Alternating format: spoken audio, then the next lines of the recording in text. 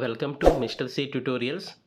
Today video వచ్చేసి APPSC త్వరలోనే release చేయబోతున్న ఫారెస్ట్ బీట్ ఆఫీసర్కి సంబంధించి అసిస్టెంట్ బీట్ ఆఫీసర్కి సంబంధించిన సిలబస్ మరియు ఎగ్జామ్ ప్యాటర్న్ ఏ విధంగా ఉంటుందనేది ఈ వీడియో ఎక్స్ప్లెయిన్ చేయడం అనేది జరుగుతుంది. ఇంకా ఎవరైనా ఛానల్ సబ్స్క్రైబ్ చేయలేకపోయినట్లయితే సబ్స్క్రైబ్ చేయగలరు. ఈ యొక్క ఏపీపీఎస్సీ ఎగ్జామ్స్ అనేవి ఏ విధంగా ఉంటాయి అనేది ఎవరు ఊహించలేము. ఈ యొక్క పోస్టుకి సంబంధించి గత సంవత్సరంలోనే ఫైనాన్షియల్ అప్రూవల్ అనేది కంప్లీట్ అయ్యింది. కానీ ఇప్పటిదాకా నోటిఫికేషన్ అనేది రాలేదు.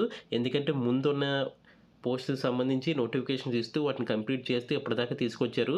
ఇంకా అన్ని నోటిఫికేషన్ కంప్లీట్ అవుతున్న తరుణంలో మే ఎండింగ్లో దీని యొక్క నోటిఫికేషన్ వచ్చే అవకాశం అనేది ఎక్కువగా ఉంది. ఇది ఆల్రెడీ ఫారెస్ట్ బీట్ ఆఫీసర్కి సంబంధించి 256 పోస్ట్కి సంబంధించిన financial approval plus assistant beat ఆఫీసర్కి సంబంధించి 435 పోస్ట్కి సంబంధించిన అప్రూవల్ అనేది కంప్లీట్ అయ్యింది. ఇది గత సంవత్సరమే కంప్లీట్ అయింది. కానీ నోటిఫికేషన్ అనేది మే ఎండింగ్కి వచ్చే అవకాశం అనేది ఉంది. ఈ యొక్క ఎగ్జామ్ ప్యాటర్న్ అనేది ఏ విధంగా ఉంటుంది, దాని యొక్క సిలబస్ ఏ విధంగా ఉంటుంది అని తెలుసుకొని దానికోసం ప్రిపేర్ అవ్వడమే మనం చేయాల్సిన పని. దానికి సంబంధించి ఏపీపీఎస్సీకి సంబంధించి ఏ ఎగ్జామ్ అయినా మ్యాక్సిమం స్క్రీనింగ్ టెస్ట్ ఉంటుంది. స్క్రీనింగ్ టెస్ట్ నుండి మెయిన్ టెస్ట్కి సంబంధించి 1:2 1:12 ratio or 1:15 ratio or 1:50 ratio అనేది ఏపీపీఎస్సీ ఇష్టం. అది నోటిఫికేషన్లో మెన్షన్ చేయడు. ఒకవేళ చేసినట్టయితే ఆ యొక్క రేషియోలోనే మెయిన్స్కి సెలెక్ట్ చేయడం అనేది జరుగుతుంది. తర్వాత మెయిన్స్ ఎగ్జామ్ నుండి సర్టిఫికేట్ వెరిఫికేషన్కి 1:2లో పెరగడం అనేది జరుగుతుంది. ఆఫ్టర్ సర్టిఫికేట్ వెరిఫికేషన్ దీనికి వాకింగ్ టెస్ట్ అనేది కూడా ఉంటుంది. ఈ యొక్క ఫారెస్ట్ బీట్ ఆఫీసర్కి సంబంధించి మెడికల్ టెస్ట్ కూడా ఉంటుంది. వీటిని కంప్లీట్ చేసి ఎవరైతే వీటన్నిటిని కూడా కంప్లీట్ చేయగలరో వాళ్ళకి పోస్టింగ్ అనేది ఇవ్వడం జరుగుతుంది. ఫస్ట్ చూసినట్టయితే స్క్రీనింగ్ టెస్ట్కి సంబంధించి ఈ స్క్రీనింగ్ టెస్ట్ ఏ విధంగా ఉంటుందంటే 2 పార్ట్స్ కింద ఉంటుంది. పార్ట్ ఏ, పార్ట్ బి కింద 75 క్వశ్చన్స్ అనేవి general studies and mental ability నుండి వస్తుంది. ఏపీపీఎస్సీ సంబంధించి ప్రతి ఎగ్జామ్ కూడా జనరల్ స్టడీస్, మెంటల్ ఎబిలిటీ నుండి 75 క్వశ్చన్స్ వస్తాయి. దాని తర్వాత జనరల్ సైన్స్ అండ్ మ్యాథమెటిక్స్కి సంబంధించి ఎస్ఎస్సి లెవెల్స్ అంటే మనకి 10th క్లాస్ లెవెల్లోనే మనకి 75 క్వశ్చన్స్ అనేది ఇవ్వడం జరుగుతుంది. Each one carries 1 mark. Total 150 మార్క్స్కి ప్రిలిమ్స్ ఎగ్జామ్ అనేది కండక్ట్ చేయడం అనేది జరుగుతుంది. మరి వీటి యొక్క సిలబస్ ఏ విధంగా ఉన్నదని చూసినట్టయితే దాని తర్వాత 1/3 నెగిటివ్ మార్కింగ్ ఖచ్చితంగా ఉంటుంది. ఏపీపీఎస్సీ ఏ ఎగ్జామ్ అయినా సరే నెగిటివ్ మార్కింగ్ లేకుండా ఎగ్జామ్ అనేది కండక్ట్ చేయరు. ఆల్ పేపర్స్ ఇన్ ఆబ్జెక్టివ్ టైప్లోనే ఎగ్జామ్ అనేది ఉంటుంది. టోటల్ 150 మార్క్స్కి ఎగ్జామ్ అనేది కండక్ట్ చేయడం అనేది జరుగుతుంది. సిలబస్ చూసినట్టయితే general studies and mental ability, general స్టడీస్కి సంబంధించి జనరల్ సైన్స్. ఈ జనరల్ సైన్స్కి సంబంధించి ఒక వీడియో ఆల్రెడీ మనం అప్లోడ్ చేయడం అనేది జరిగింది. ఇంకా ఎవరైనా చూడకపోయినట్లయితే ప్లేలిస్ట్లో ఉంటుంది, ఆ వీడియో చూడండి, ఖచ్చితంగా యూజ్ అవుతుంది. Contemporary developments in science and technology సంబంధించి ఎస్ఎన్టీకి సంబంధించిన ఇంపార్టెంట్ విషయాలు, తర్వాత డే టు డే అబ్జర్వేషన్స్ ఏ విధంగా ఉన్నాయి, తర్వాత intermediate and not made a special study of any scientific disciplines అంటే ఇది జనరల్ సైన్స్కి సంబంధించిన క్వశ్చన్స్ అనేది అడగడం జరుగుతుంది. కరెంట్ ఈవెంట్స్ ఇది మనకి కీ రోల్ అనేది ఏపీపీఎస్సీ ఎగ్జామ్లో తీసుకుంటుంది. కరెంట్ ఈవెంట్స్ అనేవి national importance and Andhra Pradesh, maximum ఆంధ్రప్రదేశ్కి సంబంధించిన current update, at the same time international సంబంధించి కరెంట్ అప్డేట్, డైరెక్ట్ క్వశ్చన్స్ అనేది వస్తాయి. ఇవే మనకి ప్రిలిమ్స్లో సేవ్ చేయడం జరుగుతుంది. వీటిలో ఎక్కువ మార్కులు తెచ్చుకోవడానికి ట్రై చేయాలి. దాని తర్వాత హిస్టరీ ఆఫ్ ఇండియా ఏ విధంగా ఉంది అంటే దీనికి సంబంధించి డెప్త్గా వెళ్ళాల్సిన అవసరం లేదు. ఒక క్రోనలాజీ ప్రకారం చదువుకుంటూ వెళ్ళినట్టయితే దీన్ని ఈజీగా కూడా క్రాక్ చేయొచ్చు ప్రిలిమ్స్ని. దానికి సంబంధించి ఇండియన్ నేషనల్ మూవ్మెంట్కి సంబంధించి ఇండియాకి సంబంధించింది ఫోకస్ చేయాల్సింది ఆంధ్రప్రదేశ్ విషయాల మీద ఎక్కువగా ఫోకస్ చేయమని చెప్తున్నాడు. అదేవిధంగా జాగ్రఫీకి సంబంధించి ఇండియాకి సంబంధించింది, అదేవిధంగా ఆంధ్రప్రదేశ్ సంబంధించిన దాన్ని ఫోకస్ చేయమంటున్నాడు. ఇండియన్ పాలిటీకి సంబంధించింది, ఎకానమీకి సంబంధించినవి అన్నీ కూడా టచ్ చేసుకొని వెళ్తాడు ఎగ్జామ్లో ఖచ్చితంగా. తర్వాత ఎకనామికల్ రిఫార్మ్స్ ఇన్ ఇండియా ఏ విధంగా తీసుకొచ్చారు, 1992 రిఫార్మ్స్ ఏ విధంగా వచ్చాయి. దాని తర్వాత మెంటల్ ఎబిలిటీ, ఇది కూడా మనకి ప్రిలిమ్స్ అండ్ మెయిన్స్కి వెళ్ళడానికి ఒక మంచి కీ పాయింట్గా మెంటల్ ఎబిలిటీ కూడా ఉపయోగపడుతుంది. రీజనింగ్ అండ్ ఇన్ఫ్లుయెన్సెస్కి సంబంధించి, తర్వాత సస్టైనబుల్ డెవలప్మెంట్ గోల్స్కి సంబంధించి, ఎస్టీజీ గోల్స్ సంబంధించి క్వశ్చన్ పేపర్ అనేది ఉండదు. ఇది కూడా మనకి సేవ్ చేస్తుంది ప్రిలిమ్స్ అండ్ మెయిన్స్కి వెళ్ళడానికి. ఇలాంటి కొన్ని పికప్ పాయింట్స్ని తీసుకుని మనం ప్రిపేర్ అవ్వగలిగినట్టయితే మనం ఈజీగా స్క్రీనింగ్ టెస్ట్ క్వాలిఫై అయ్యి మెయిన్స్కి వెళ్ళడానికి అవకాశం అనేది ఉంటుంది. దాని తర్వాత చూసినట్టయితే డిజాస్టర్ మేనేజ్మెంట్కి సంబంధించింది, concepts of disaster management and vulnerability profile of India and state of Andhra Pradesh సంబంధించి డిజాస్టర్స్ ఏ విధంగా ఉన్నాయి, మనం ఏ ఎకనామికల్ జోన్లో ఉన్నాం, ఇలాంటి విషయాలన్నీ దీంట్లో రావడం అనేది జరుగుతుంది. తర్వాత causes and effect of earth quakes వల్ల వచ్చే ఇవి సైక్లోన్స్, సునామీ, ఫ్లడ్స్, డ్రాట్స్, ఇవి యొక్క వీటి వల్ల కలిగే ఎఫెక్ట్స్ ఏ విధంగా ఉన్నాయి ఇవన్నీ కూడా దీంట్లో ఉంటాయి. దాని తర్వాత మ్యాన్-మేడ్ డిజాస్టర్స్ ఏ విధంగా వస్తాయి, ఇప్పుడు కేరళలో వచ్చిన వరదలు కానీ లేకపోతే క్లౌడ్ బరస్ట్ అనేది రీసెంట్గా జమ్మూ కాశ్మీర్ క్లౌడ్ బరస్ట్ ఒకటి అయింది, అది ఎందుకు వస్తుందని చెప్పేసి కానీ, లేదా వైజాగ్ లాంటి ప్రాంతాల్లో యాసిడ్ రైన్స్ ఎక్కువగా ఉన్నాయని కానీ, ఇవి ఎందుకు వస్తున్నాయని, ఇవన్నీ కూడా డిజాస్టర్ మేనేజ్మెంట్ కింద వస్తాయి. నెక్స్ట్ క్వశ్చన్ చూసినట్టయితే ఇదంతా కలిపి general studies and mental ability కింద 75 మార్క్స్ అనేవి పార్ట్ ఏలో మనకి ఇవ్వడం జరుగుతుంది. Each one carries 1 mark and 1/3 అని నెగిటివ్ మార్క్ ఉంది. దాని తర్వాత పార్ట్ బికి వచ్చేసరికి జనరల్ సైన్స్కి సంబంధించింది. ఇది ఎస్ఎస్సి స్టాండర్డ్లో ఉంటుంది, అంటే 10th క్లాస్ స్టాండర్డ్లో ఉంటుంది. దానికి సంబంధించి సోర్స్ ఆఫ్ ఎనర్జీ, అంటే రెన్యూబుల్ ఎనర్జీకి సంబంధించిన సోర్స్ ఏంటి, నాన్ రెన్యూబుల్ ఎనర్జీకి సంబంధించిన సోర్సెస్ ఏంటి, రెన్యూబుల్ సోర్సెస్లో మనకి సోలార్ ఎనర్జీ గురించి, విండ్ ఎనర్జీ గురించి, హైడ్రో ఎనర్జీ గురించి, జియో థర్మల్ వుడ్ గురించి, బయోగ్యాస్ గురించి, హైడ్రోజన్ గురించి, ఆల్కహాల్ గురించి అడగడం జరుగుతుంది. గ్రూప్ 2 లాంటి ఎగ్జామ్లోనే నీకు మొన్న జరిగిన మెయిన్స్ ఎగ్జామ్లో ఏం క్వశ్చన్ అడిగారంటే ఈ యొక్క విండ్ ఎనర్జీ ఉత్పత్తి చేసే రాష్ట్రాల్లో ఫస్ట్ ప్లేస్లో ఉన్న రాష్ట్రం ఏందని అలాంటి క్వశ్చన్ అడగడం జరిగింది. అలాంటివి మళ్ళీ ఇక్కడ రిపీట్ అవుతాయి, అవి జాగ్రత్తగా చూసుకొని చదువుకోవాలి.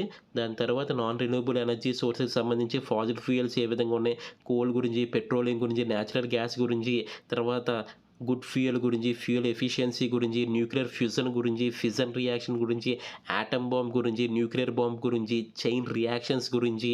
దాని తర్వాత చూసినట్టయితే ఇంకా ప్రిన్సిపల్స్, వర్కింగ్స్, యూజెస్ ఇవన్నీ కూడా 10th క్లాస్ రేంజ్లోనే ఉంటాయి, అవి చూస్తే సరిపోతుంది. లివింగ్ వరల్డ్ అనేది న్యూట్రిషన్ సంబంధించింది కానీ, ఆటోట్రోఫిక్, హెట్రోట్రోఫిక్, తర్వాత పారాసైటిక్ అండ్ సాప్రోఫైట్స్ ఇవన్నీ కూడా 10th క్లాస్ బుక్లో ఏమైతే ఉంటాయో వాటిని చదివితే సరిపోతుంది. 10th క్లాస్ రేంజ్లో మనకి బయాలజీ టెక్స్ట్ బుక్ని, 10th క్లాస్ రేంజ్లో మనం ఫిజిక్స్ టెక్స్ట్ బుక్ని, కెమిస్ట్రీ టెక్స్ట్ బుక్ని మనం క్లియర్గా చదువుకున్నట్టయితే వీటన్నిటికీ కూడా యూజ్ అవుతుంది. డిఎస్సి ఆస్పిరెంట్స్ ఎవరైనా ఉన్నట్లయితే వాళ్ళు ఆల్రెడీ చదివి ఉంటారు కాబట్టి వాళ్ళకి కూడా ఇది ప్లస్ పాయింట్ అవుతుంది. ఈ పేపర్ అనేది సెకండ్ పార్ట్, ఎవరైతే ఏపీపీఎస్సీ ఎగ్జామ్ ప్రిపేర్ అవుతున్నారో వాళ్ళకి ఫస్ట్ పార్ట్ అనేది వాళ్ళకి ఫేవర్గా ఉంటుంది. సో ఇద్దరికీ కూడా కంబైన్గా ఉన్న పేపర్ అవుతుంది, ఇది చూడగలరు. తర్వాత nutrition in animals like grasshoppers గురించి, తర్వాత హ్యూమన్ డైజెస్టివ్ సిస్టమ్స్ గురించి, respiration and plants and animals సంబంధించినది, అంటే ప్రతిదానికి సంబంధించిన, అంటే సైన్స్కి సంబంధించిన ప్రతి విషయాన్ని కూడా ఇందులో టచ్ చేయడం అనేది జరుగుతుంది. ఆ యొక్క టెక్స్ట్ బుక్స్ చదివితే సరిపోతుంది. ఎర్త్ వార్మ్స్ గురించి, ఫిషెస్ గురించి, గ్రాస్ హాపర్స్ గురించి, హ్యూమన్స్ గురించి ఇవన్నీ కూడా. తర్వాత ట్రాన్స్పోర్టేషన్ అండ్ ఎక్స్క్రియేషన్స్ గురించి, అందులోనే ప్లాంట్స్కి, యానిమల్స్కి ఇద్దరికి సంబంధించినవి. తర్వాత బ్లడ్ గురించి, బ్లడ్ గ్రూప్స్ గురించి, ఈ బ్లడ్ గ్రూప్స్కి సంబంధించిన క్వశ్చన్స్ మనం అడగడం అనేది జరిగింది. ఆ వీడియో అనేది అక్కడ మన ప్లేలిస్ట్లో ఉంటుంది, ఎవరైనా చూడకపోయినట్టు చూడగలరు.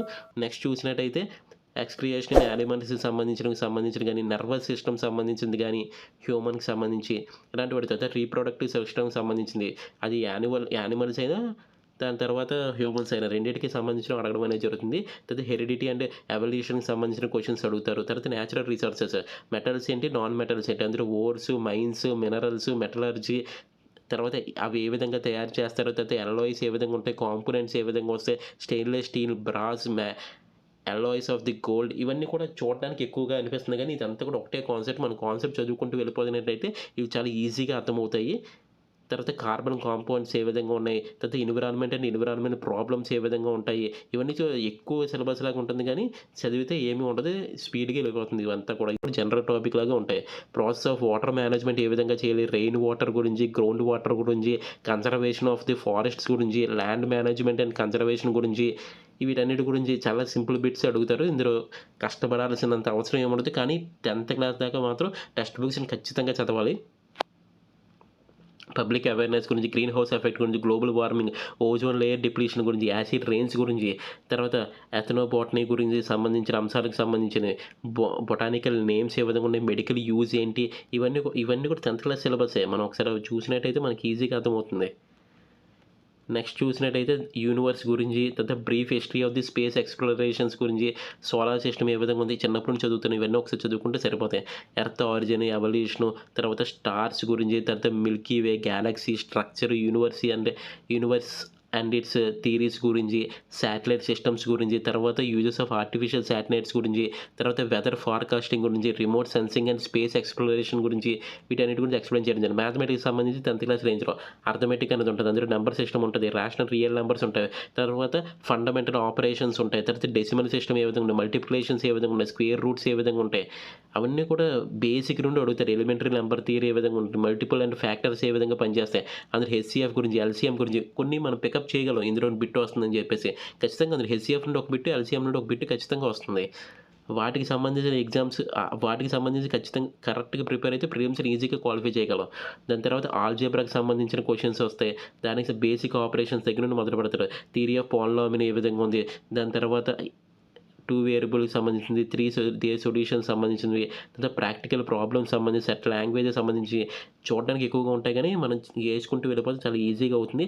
ట్రిగ్నోమెట్రీకి సంబంధించిన క్వెషన్స్ గానీ, తర్వాత జియోమెట్రీకి సంబంధించిన క్వెషన్స్ గానీ, దాని తర్వాత మెన్సురేషన్‌కి సంబంధించిన క్వెషన్స్, తర్వాత స్టాటిస్టిక్స్‌కి సంబంధించిన క్వెషన్స్. ఈ విధంగా 5 పార్ట్స్ ఇవ్వడం జరిగింది. వీటి నుండి క్వెషన్స్ అనేవి రావడం జరుగుతుంది. ఇందులో 75 మార్క్స్‌లో హాఫ్ ఇస్తారు. జనరల్ సైన్స్ హాఫ్ ఇస్తారు. మ్యాథమెటిక్స్ హాఫ్ ఇవ్వడం అనేది జరుగుతది. ఈ మొత్తం కలిపి 150 మార్క్స్‌కి ఎగ్జామ్ అనేది కండక్ట్ చేయడం జరుగుతుంది. 1/3 అనేది మనకి నెగెటివ్ మార్కింగ్ అనేది ఉంటుంది. ఇది screening test. Once screening test complete అయిపోయిన తర్వాత మనం మెయిన్స్‌కి అనేది వెళ్ళడం జరుగుతుంది. దాని యొక్క సిలబస్, దాని యొక్క ప్యాటర్న్ ఏ విధంగా ఉందో ఒకసారి చూసినట్టయితే, మెయిన్స్ ఎగ్జామ్‌కి సంబంధించి ప్యాటర్న్ చూసినట్టయితే, ఒక్కసారి ప్రిలిమ్స్ క్వాలిఫై అయిపోయిన తర్వాత మెయిన్స్ ఎగ్జామ్ పిలుస్తారు. ఇందులో 3 పార్ట్స్ అనేవి ఉండడం జరుగుతుంది. ఫస్ట్ ఒక ఎస్సే రైటింగ్ అనేది ఉంటుంది. అది ఇంగ్లీష్‌లో గానీ, తెలుగులో గానీ, ఉర్దూలో గానీ రాసుకోవచ్చు మనకి. ఇది ఓన్లీ క్వాలిఫైయింగ్ మార్క్సే. 50 మార్క్స్‌కి ఇవ్వడం జరుగుతుంది. ఈ మార్క్స్ అనేవి మనకి మెరిట్‌లో కలపరు. 1 క్వెషన్ ఇస్తారు. మనకి నచ్చిన వాళ్ళు ఇచ్చిన దానికి మనకి ఏ విధంగా అర్థమైంది అనేది ఒక జనరల్ ఎస్సే రాస్తే అందులో 50 మార్క్స్ ఎగ్జామ్ అనేది ఉంటుంది. ఒక 45 మినిట్స్ టైం ఇస్తారు. ఓన్లీ క్వాలిఫైయింగ్ నేచరే. మనం రాసిన దాన్ని బట్టి మనకు మార్క్స్ అనేది ఇవ్వడం జరుగుతుంది. నెక్స్ట్ పేపర్ 1 మళ్ళీ జనరల్ స్టడీస్, మెంటల్ ఎబిలిటీ. ఈసారి 100 మార్క్స్ ఉంటే 100 క్వెషన్స్, 100 మినిట్స్ టైం ఇస్తారు. పేపర్ 2కి సంబంధించి general science, general mathematics same prelims syllabus ఇక్కడ కూడా ఉంటుంది. ఇది 100 మార్క్స్, 100 క్వెషన్స్, 100 మినిట్స్ ఇస్తారు. అక్కడ మనకి 75 క్వెషన్స్, 75 మినిట్స్. ఇక్కడ 100 క్వెషన్స్, 100 మినిట్స్ ఇవ్వడం జరుగుతుంది. అక్కడ 150 క్వెషన్స్, 150 మార్క్స్‌కి ఇవ్వడం అనేది జరుగుతుంది. ఇక్కడ 200 మార్క్స్‌కి 200 క్వెషన్స్ ఇవ్వడం జరుగుతుంది. 200 మినిట్స్. ఇంకా ఎక్స్‌ట్రా ఏంటంటే ఎస్సే ఒకటి రాయాలి 45 మినిట్స్ సంబంధించింది. ఇది అయిపోయిన తర్వాత మనం క్యాండిడేట్స్‌కి వాకింగ్ టెస్టింగ్ ఉంటది. వాకింగ్ టెస్ట్‌కి అటెండ్ అవ్వాలి. అప్పుడు సర్టిఫికేట్ వెరిఫికేషన్‌కి 1:2కి పిలుస్తారనమాట.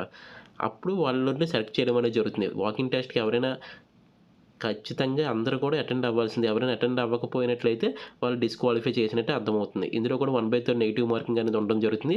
ఇందులో మినిమమ్ క్వాలిఫైయింగ్ మార్క్స్ కూడా ఉంటుంది మెయిన్స్‌కి సంబంధించి. వాళ్ళని కన్సిడర్ చేయాలంటే వారి మార్క్స్‌ని ఓసీకి సంబంధించి ఖచ్చితంగా 40 మార్క్స్ రావాలి. ఇప్పుడు 200 మార్క్స్ కదా! 200 మార్క్స్ ఎగ్జామ్ కదా! ఖచ్చితంగా 40 మార్క్స్ అంటే 40% అంటే ఖచ్చితంగా మనకి ఒక 80 మార్క్స్ అనేది ఓసీ వాళ్ళకి ఖచ్చితంగా 80 మార్క్స్ రావాలి. అప్పుడే వాళ్ళ యొక్క పేపర్ అనేది కరెక్ట్ అవుతది. 80 మార్క్స్ రావాలి. బీసీసీకి సంబంధించి 35% రావాలి. అలాగే ఎస్సీ, ఎస్టీకి సంబంధించి 30% మార్క్స్ అనేవి రావాల్సిన అవసరం అయితే ఉంది. అంటే ఇప్పుడు బీసీకి సంబంధించి ఒక 70 మార్క్స్ ఖచ్చితంగా రావాలి. అదేవిధంగా ఎస్సీ, ఎస్టీకి సంబంధించి ఒక 60 మార్క్స్ రావాలి. అప్పుడే వాళ్ళ యొక్క పేపర్ అనేది ముందుకు వెళ్తుంది. లేకపోతే అక్కడితో ఆగిపోతుంది. ఇక్కడ వెయిటేజ్ చూడండి. ఎన్సీసీ సర్టిఫికేట్ ఉంటుంది కదా! వాళ్ళకి కొన్ని మార్క్స్ అనేది బోనస్‌గా ఇవ్వడం జరుగుతుంది. ఎన్సీసీ సి సర్టిఫికేట్ ఉన్న వాళ్ళకి 5 బోనస్ మార్క్స్ ఇస్తారు. బి సర్టిఫికేట్ ఉన్నోళ్ళకి 3 bonus marks, NCC A certificate ఉన్నోళ్ళకి 1 బోనస్ మార్క్ అనేది ఇవ్వడం అనేది జరుగుతుంది. వాళ్ళకి ఇక్కడ బెనిఫిట్ వస్తుంది. మరి syllabus for the mains exam syllabus ఏంటి అని అడుగుతాం కదా! దానికి సంబంధించి essay writing. First essay writing ఉంటుంది కదా! అది ఇంగ్లీష్‌లో గానీ, తెలుగులో గానీ, ఉర్దూలో గానీ ఉంటుంది. ఇది themes related to forest and environment. దానికి సంబంధించి ఒక థీమ్ ఇస్తాడు. దానికి సంబంధించి నువ్వేం రాయాలనుకుంటున్నావో అది రాయాలి. మన యొక్క లాంగ్వేజ్ స్కిల్ ఏ విధంగా ఉందో చూడడానికి, టెస్ట్ చేయడానికి మన యొక్క ఆలోచన విధానం గురించి ఈ ప్యాటర్న్ అనేది ఇవ్వడం జరుగుతుంది. ఇది ఓన్లీ క్వాలిఫైయింగ్ నేచరే కాబట్టి మీరు చాలా ఈజీగా క్వాలిఫై అయిపోతారు. దాని తర్వాత చూసినట్టయితే ప్రిలిమ్స్ సిలబస్ ఏదైతే ఉందో సేమ్ సిలబస్ మెయిన్స్‌కి కూడా ఉంటది. కానీ మార్క్స్ అనేది ఎక్కువ అవుతాయి. క్వెషన్స్ పెరుగుతాయి. అలాగే క్వెషన్ ఇచ్చే డెప్త్ కూడా పెరుగుతుంది. సిమిలర్‌గానే మెంటల్ ఎబిలిటీకి సంబంధించి, జనరల్ స్టడీస్‌కి సంబంధించి జనరల్ సైన్స్ ఇవ్వడం జరుగుతుంది. కరెంట్ ఈవెంట్స్ సంబంధించింది, హిస్టరీ ఆఫ్ ఇండియాకి సంబంధించి జాగ్రఫీ ఇస్తారు, పాలిటీ, ఎకానమీ ఇస్తారు, మెంటల్ ఎబిలిటీకి సంబంధించింది, సస్టైనబుల్ డెవలప్మెంట్, డిజాస్టర్ మేనేజ్మెంట్‌కి సంబంధించిన క్వెషన్స్ అనేది ఇవ్వడం జరుగుతుంది. సేమ్ అక్కడ ఎక్స్‌ప్లెయిన్ చేసుకున్నవి. తర్వాత జనరల్ సైన్స్‌కి సంబంధించి సోర్స్ ఆఫ్ ఎనర్జీ ఏ విధంగా ఉంది, renewable energy, non renewable energy, living world ఏ విధంగా ఉంది, తర్వాత ట్రాన్స్‌పోర్టేషన్, ఎక్స్‌క్రియేషన్స్ ఏ విధంగా ఉన్నాయి, తర్వాత reproduction, growth and heredity and evolution ఏ విధంగా ఉంది, తర్వాత హెరిడిటీ అండ్ ఎవల్యూషన్ ఏ విధంగా ఉంది, తర్వాత నేచురల్ రిసోర్సెస్ ఏ విధంగా, మెటల్స్ ఏ విధంగా ఉన్నాయి, నాన్ మెటల్స్ ఏ విధంగా ఉన్నాయి, కార్బన్ కాంపౌండ్స్ ఏ విధంగా ఉన్నాయి, ఎన్విరాన్మెంటల్ ప్రాబ్లమ్స్ ఏ విధంగా ఉన్నాయి. దాని తర్వాత చూసినట్టయితే ఎథనోబాటనీ ఏ విధంగా ఉంది. నెక్స్ట్ చూసినట్టయితే మనకి ద యూనివర్స్ ఏ విధంగా ఉంది, తర్వాత brief history of space explorations ఏ విధంగా ఉన్నాయి. తర్వాత జనరల్ మ్యాథమెటిక్స్‌కి సంబంధించి సేమ్ సిలబస్, అర్థమెటిక్‌కి సంబంధించిన మ్యాటర్స్ ఇవ్వడం జరుగుతుంది. ఆల్జీబ్రాకి సంబంధించిన క్వెషన్స్ ఇవ్వడం జరుగుతుంది. ట్రిగ్నోమెట్రీకి సంబంధించినవి, జియోమెట్రీకి సంబంధించినవి, తర్వాత మెన్సురేషన్ సంబంధించిన, తర్వాత స్టాటిస్టిక్స్ సంబంధించిన క్వశ్చన్స్ అనేవి మనకి ఇవ్వడం అనేది జరుగుతుంది. టోటల్ మనకి 200 మార్క్స్కి ఎగ్జామ్ అనేది ఉండటం జరుగుతుంది. ఓసీకి సంబంధించి ఖచ్చితంగా క్వాలిఫైయింగ్ మార్క్స్ 80 మార్క్స్ రావాలి. బీసీకి సంబంధించి ఖచ్చితంగా క్వాలిఫైయింగ్ మార్క్స్ 70 మార్క్స్ రావాలి. తర్వాత ఎస్సీ ఎస్టీకి సంబంధించి ఖచ్చితంగా క్వాలిఫైయింగ్ మార్క్స్ 60 మార్క్స్ రావాలి. అంటే ఇవి వచ్చిన పేపర్సే కన్సిడర్ చేసి మనకి మెరిట్ లిస్ట్ అనేవి ప్రకటించడం అనేది జరుగుతుంది. ఈ విధంగా ఎగ్జామ్ ప్యాటర్న్ అనేది ఈ విధంగా ఉంటుంది. ప్రిలిమ్స్కి మెయిన్స్కి సేమ్ సిలబస్, బట్ డెప్త్నెస్ మారుతుంది. అదేవిధంగా క్వశ్చన్స్ కూడా, నెంబర్ ఆఫ్ క్వశ్చన్స్ కూడా పెరుగుతూ ఉంటాయి, టైం కూడా పెరుగుతూ ఉంటుంది. ఇవన్నీ దృష్టిలో పెట్టుకోండి. ఎవరైతే దీన్ని ప్రిపేర్ అవ్వాలనుకుంటున్నారో ఇప్పటి నుండి జాగ్రత్తగా ప్రిపేర్ అవ్వండి. జనరల్ సైన్స్, జనరల్ మ్యాథమెటిక్స్ సంబంధించి అవన్నీ కూడా స్కోరింగ్ సబ్జెక్టే, చాలా ఎక్కువ మార్కులు వచ్చే అవకాశం కూడా ఉంది. అదేవిధంగా మనకి ఏపీఎస్సీ ప్రతి ఎగ్జామ్కి కూడా జనరల్ స్టడీస్, మెంటల్ ఎబిలిటీ అనేది కామన్గా ఉంటుంది కాబట్టి ఆ పేపర్, ఈ పేపర్ 2 పేపర్లు కూడా మనకి ఈజీగానే గెట్ ఇన్ అయ్యే అవకాశం అనేది ఉంది. ప్రతి ఒక్కరికి ఈ యొక్క ఎగ్జామ్‌కి క్లియర్ చేసే అవకాశం అనేది ఉంది.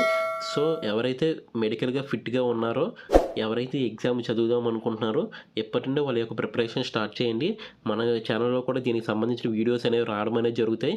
మనకి అన్ని ఎగ్జామ్స్‌కి యూజ్ అయ్యే కంటెంటే ఈ ఛానల్‌లో పెట్టడం అనేది జరుగుతుంది.